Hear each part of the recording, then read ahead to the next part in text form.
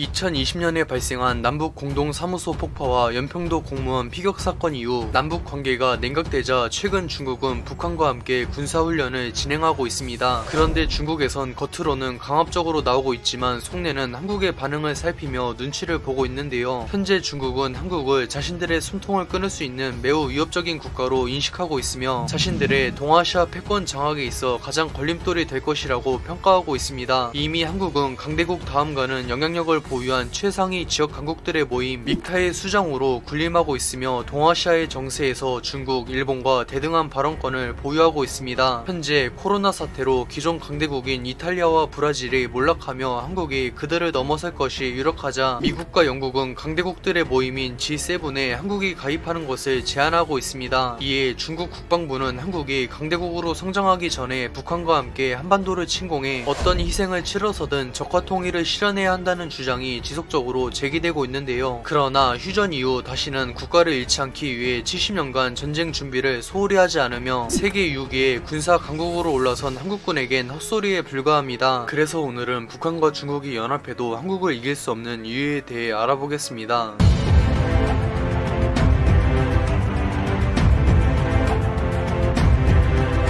예로부터 한반도는 일본과 중국의 한가운데에 자리잡아 동아시아의 전략적 요충지로 이름을 떨쳤으며 중국과 일본은 어떻게든 한국을 차지하기 위해 전쟁도 망설이지 않았는데요. 현재 미국은 혈맹에 가까운 동맹을 맺음으로써 동아시아의 패권을 한국과 공유하고 있으며 후발주자인 중국은 동아시아의 패권을 강탈하기 위해 한국을 호시탐탐 노리고 있습니다. 즉 제2차 한국전쟁이 발발했을 때 북한이 핵을 발사해 전 세계를 적으로 돌려 중국이 손절하지 않는 이상 국가와 국민을 수호하기 위한 한국군의 상대는 북중연합군이 될 것이 매우 유력한데요. 그러나 북중연합군은 겉만 번지르르 할 뿐 실상은 아군의 희생 따윈 안중에도 없으며 아직도 7, 80년 전에 사용했던 인해 전술을 주요 전략으로 내세우는 오합지졸에 불과합니다. 특히 북한군은 국방비를 꾸준히 유지해야 하는 한국과 미국의 국방부 때문에 과대평가되었는데 현실은 육해 공군 가릴 것 없이 제대로 된 훈련을 진행한 시기가 무려 1980년대 이후 존재하지 않습니다. 당연하지만 전차와 군함, 전투기는 단순히 보유하는 것으론 전력으로 판정하지 않으며 원활하게 운용하기 위해서는 탄약과 연료, 정비가 유지되어야 하는데 이때 투입되는 예산은 상상을 초월합니다. 괜히 수백 년 전부터 인류의 전쟁 역사에서 군사력이 곧 경제력이라고 표현했던 것이 아니며 냉전 시절 군사 강국이었던 영국과 프랑스, 독일은 현재 군축을 진행하며 과거에 비하면 당나라 군대가 따로 없습니다. 설령 북한의 보호자인 중국이 이제 와서 탄약과 연료를 보급해준다 한들 수십 년간 오직 북진을 외치며 독하게 훈련한 한국군과의 기량 차이는 이미 성인과 5살 아이만큼 벌어졌습니다. 무엇보다 호랑이 한 마리에게 들개 5마리는 전혀 위협이 되지 않듯이 현대 전장에선 물량보다 성능이 핵심으로 평가받으며 그것을 증명하는 전쟁이 바로 걸프전입니다. 걸프전 당시 미국을 포함한 서방연합군을 압도하는 물량을 자랑하며 세계 5위 안에 들던 군사 강국인 이라크는 물량은 40%도 채 안되지만 고성능의 최신 무기를 내세운 미군에게 말 그대로 전멸했습니다. 당시 미 육군은 수백 대에 불과한 M1 전차로 무려 수천 대의 T-71을 일방적으로 학살했으며 고성능의 전투기였던 미 공군의 F-15는 이라크 공군의 주력인 미그 23을 일방적으로 유린했습니다. 하물며 그때보다 격차가 훨씬 벌어진 현 시점에선 북한군은 핵을 제외하면 아프리카 반군 수준에 불과하며 중국군이 오기 전까지 한국군의 발목을 잡는 역할도 전혀 수행할 수 없습니다. 결국 한반도와 동아시아의 패권을 걸고 한국군과 최후의 결전을 치를 상대는 중국인데요. 그런데 중국이 미국과 러시아 다음 가는 군사 강국인 것은 확실하지만 한반도 점령이 목표일 경우 세계 3위의 육군을 보유했으며 방어전에 특화된 한국군은 전혀 승리를 장담할 수 없는 최악의 강적입니다. 군사 정권이 몰락한 1990년대 이후 한국군은 의도적으로 정보를 은폐하고 자신들을 과소평가하는데 이는 주변 강대국들과의 불필요한 군비 경쟁을 자제하고 적을 방심시키기 위해서입니다. 광복 이후 70년을 함께해 한국을 누구보다 잘 알 수밖에 없는 미군은 현재 한국군의 전쟁 수행 능력이 미국과 러시아, 중국을 제외하면 견줄 국가 따윈 전무하다고 강조합니다. 심지어 타국의 침공을 막는 방어전이라는 가정하엔 한국군이 중국군보다 훨씬 우위에 있다고 평가하는데요. 애초에 한반도는 대규모의 병력이 진격하기 어려운 험난한 산악지대이기 때문에 중국의 침공을 막는 한국에겐 그야말로 축복받은 천혜의 요새입니다. 육군은 전쟁의 시작과 끝을 담당하며 영토를 점령하고 유지 유지하기 위해서는 반드시 필요한 병과입니다. 중국 육군은 한국의 3배가 넘는 6,400대의 전차로 대규모의 기갑 군단을 편성한 뒤 한국군이 방어선을 구축하기 전에 빠르게 휴전선을 돌파하여 속전속결로 한국의 심장인 서울을 점령하는 것을 목표로 두고 있습니다. 그러나 이 전략은 미국과 러시아 다음으로 많은 3.5세대 전차를 보유한 한국 육군을 지나치게 과소평가했는데요. 중국 육군의 3세대 전차인 구보식은 평범한 성능을 보유했지만 주포의 파괴력이 빈약해 같은 3세대 전차도 격파할 수 없습니다. 반면 한국의 K2 전차는 세계 최강의 화력을 자랑하는 자신의 주포를 직접 막아내는 엄청난 방어력을 증명했습니다. 즉 중국의 구보식 전차로는 높은 기동성과 방어력을 자랑하는 K2를 격파할 수 없습니다. 거기다 전차전의 핵심이며 높은 기술을 요구하는 전자장비에서 K2는 미국의 M1A2와 세계 최고 수준으로 평가받기 때문에 기동 중 사격하는 것도 불가능한 중국의 구보식 전차와 비교하는 것 자체가 모욕입니다. 당연히 구보식보다도 성능이 훨씬 열악한 5300대의 1, 2세대 전차는 세계 최강의 전차인 K2와 그에 버금가는 K1A2의 장갑에 흠집도 낼 수 없습니다. 그런데 여기에 지상전의 제왕이자 전차킬러인 아파치가 가세한다면 중국 육군은 서울은커녕 휴전선도 넘지 못하고 추풍 낙엽처럼 쓸려나갈 뿐인데요. 심지어 해군도 홈그라운드의 이점을 살릴 수 있는 한국 해군이 우위에 있다고 평가할 수 있습니다. 한국과 중국이 마주보고 있으며 양국의 해상전이 벌어질 서해는 수심이 얕고 진입하는 길목이 협소해 수상함대의 활동이 제한되기 때문에 중국 입장에서는 최악의 전장 환경인데요. 이런 좁은 해역에선 당연히 중국의 항모 전단이 완전히 밀집하여 구축함의 방공망이 제한되는데 세계 최강의 화력을 보유한 세종대왕급을 필두로 한국 해군의 구축함이 퍼붓는 미사일비를 전혀 요격할 수 없습니다. 그렇다면 중국 해군은 동해에서 침공할 수밖에 없는데 이는 세계 4위의 전력을 보유한 해자대와 미 해군에 협공당하는 최악의 선택입니다. 무엇보다 전쟁의 승패를 결정짓는 공군에서도 중국은 한국에게 우위를 점할 수 없습니다. 중국 공군의 전투기들은 러시아의 수호-27 계열을 불법 복제한 짝퉁이기 때문에 한국 공군에게 한참 열세인 성능 격차를 2배가 넘는 엄청난 물량으로 상쇄하고 있습니다. 당장 주적인 대만 공군을 상대할 때도 구식 전투기 J7 수백 대를 출격시켜 전력을 최대한 소모한 뒤 주요 전력인 J10과 J11을 내보내 제공권을 장악한다는 것이 중국 공군의 전략입니다. 그러나 중국이 큰 착각을 하는 것이 한국은 대만과는 격이 다른 군사 강국인데요. 현대전에서 공군에게 전투기만큼 중요한 것이 바로 방공 전력입니다. 전투기 역사상 가장 빠른 미그 25의 비행 속도가 마하 3이며 현존 전투기들도 마하 2를 넘지 못하는 반면 지대공 미사일의 발사 속도는 마하 5를 가볍게 넘기 때문에 절대 벗어날 수 없습니다. 의외로 잘 알려지지 않았지만 한국은 무려 중국을 제치고 세계 3위의 방공 전력을 보유했으며 미국과 러시아의 도움을 받아 현존 최강의 지대공 미사일 중 하나인 천궁을 개발했습니다. 천궁과 패트리어트 3 같은 초고성능의 지대공 미사일을 대량으로 보유한 한국의 방공 전력은 중국의 J7 같은 구형 전투기 따윈 오는 족족 쓸려나갈 뿐이며 J10과 J11도 생존을 장담할 수 없습니다. 무엇보다 중국의 스텔스기인 J20은 종합적인 성능에서 5세대 최악체로 평가받기 때문에 F-22를 제외하면 현존 최강의 전투기로 군림하는 F-35의 상대가 될 수 없습니다. 한국은 중국을 상대로 동기어진을 노리는 독침 전략을 내세우고 있으며 그것을 실현할 군사력을 보유했기 때문에 중국으로서는 설령 이긴다 해도 잃을 것이 너무 많아 한국을 감히 넘보지 못하고 있습니다. 시청해주셔서 감사합니다. 즐거운 저녁 보내세요.